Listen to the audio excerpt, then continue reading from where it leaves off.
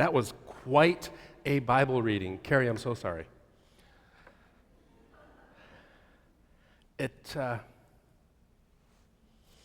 has a whole lot of times are tough, blah, blah, blah. Here are some names you will have trouble pronouncing, blah, blah, blah. Buy some fields, make the transactions legal, protect the deeds so they last. Some of you might have been thinking, what? Property ownership? Is that the big hope today?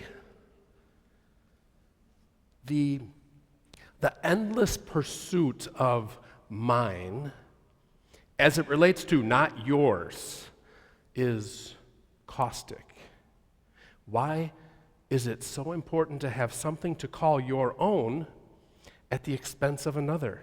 Why must something be deemed as exclusive in order for it to be seen as valued and safe?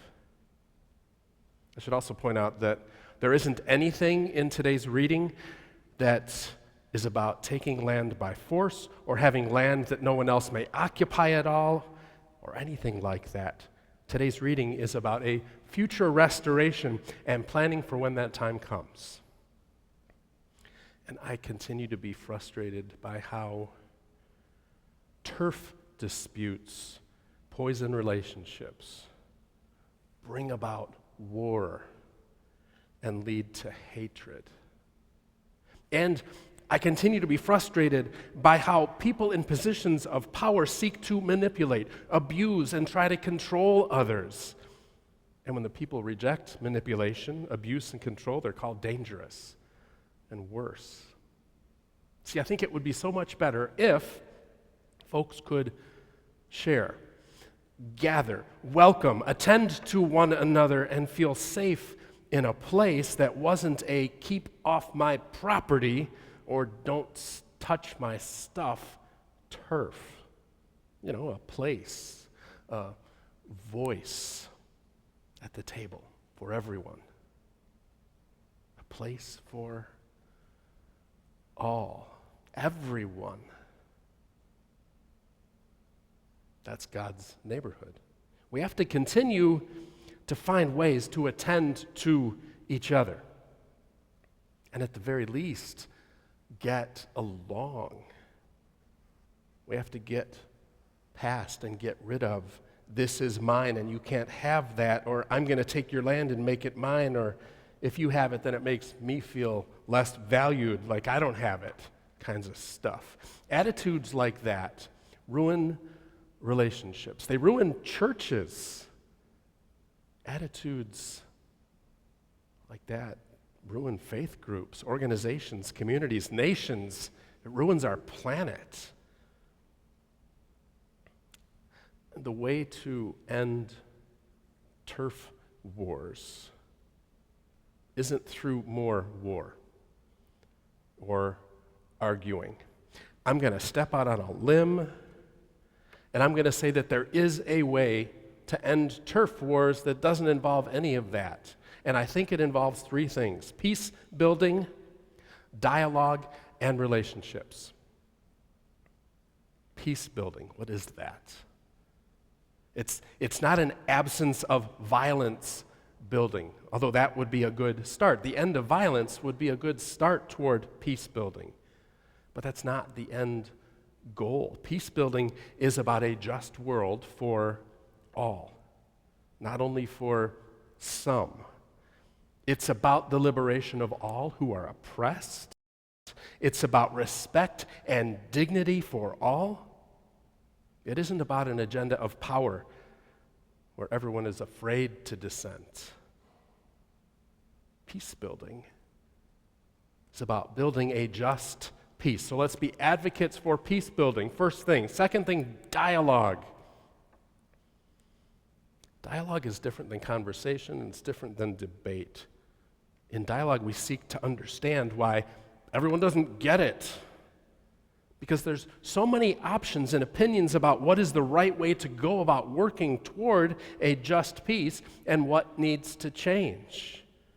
And it seems that all people really ever want to do is argue what is the best way, the only way, rather than learn from input from more voices than their own. my own. See, dialogue isn't about getting your message across. It isn't about seeking to have people understand you and to get what you're saying. It's about seeking to understand messages that aren't yours. Dialogue isn't debate, and the goal is not to win. Dialogue is about listening and trying to understand an opinion that's not yours. And then relationships. Dialogue is one thing, and being in a relationship with people who have vastly different ideas than you do and who have vastly different life experience than you do is another way to be world-changing. Dialogue becomes easier the more you get to know a person and understand them. There's an entertainer, singer, kind of a brilliant musician named Ken Miedema. Ken Miedema has been in UCC circles for a while, but I think he's a Baptist. But he has this gift of music where he'll listen to someone, like let's say he was in the congregation today while I was preaching, and then at the end of the sermon, instead of us doing a regular hymn, Ken would play a song that related exactly to what the sermon was about. And it would be a brilliant song, even if the sermon wasn't brilliant. That's what Ken does. He writes a whole bunch of songs. And he was I think he was the keynote speaker and musician at a conference that I was organizing. And Ken said about conflict, about peace building, about relationships, he said that organizations and people that don't agree on a lot of things can work together on maybe the one thing that they do agree on. And when they do that one thing together, it becomes much more easy to work on other things together. It's the relationship that continues to build. Dialogue is so important. So are relationships. So is peace building. Those three things. And while we're working for a just peace, living up to our name, Peace Memorial Church, let's work together towards some other goals. Let's see if we agree on them. How about giving everyone access to clean drinking water? I know that we take it as we just have water. You turn on the tap and it's clean usually. Not everyone in the world has that.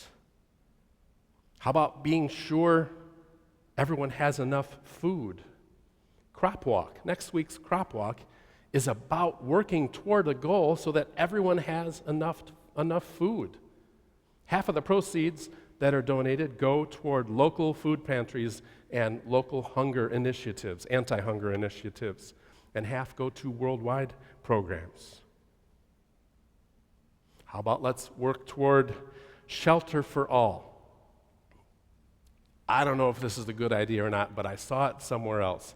There's a church, I don't even know where right now, I just read the article a little bit, a church that had some land.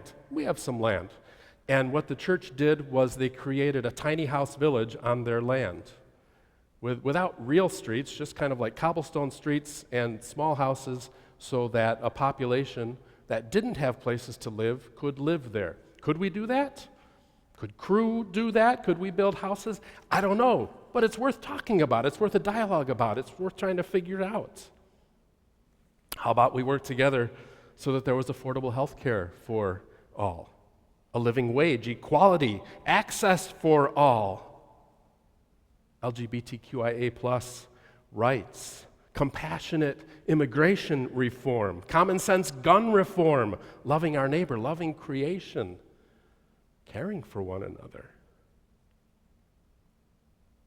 It's a long list. It's a difficult list, and none of it could happen overnight. And doing everything on that list probably won't happen in our lifetime. I don't know if some of it will ever happen. But still, we don't have to be deterred. We do the work of God in the world. The work of God, where God's neighborhood is for all.